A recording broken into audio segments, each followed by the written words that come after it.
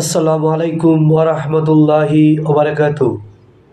সম্মানিত মুসলিম ভাই বোনেরা, জাহান্নামের ভয়াবহতা, জাহান্নামের কঠিন আযাব, জাহান্নামের কঠিন শাস্তি সম্পর্কে আমরা অনেক শুনেছি, অনেক জেনেছি, তবু আমাদের কেন ভীতি প্রদর্শন করে না?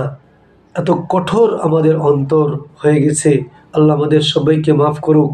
আজকে আমরা জানবো জাহান্নামের আগুন কেমন হবে, এ বিষয়ে একটা হাদিস থেকে আমরা জানবো ইনশাল্লাহ। আসুন হাদিসের দিকে।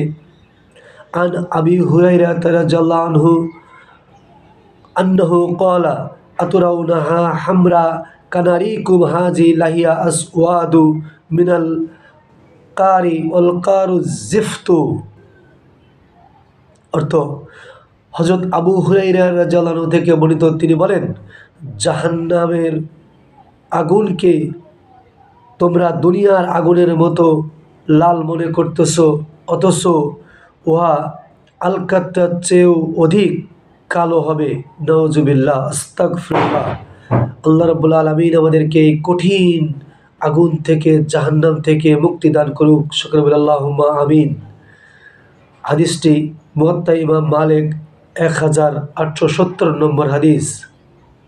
আসসালামু আলাইকুম ওয়া রাহমাতুল্লাহি ওয়া বারাকাতুহু।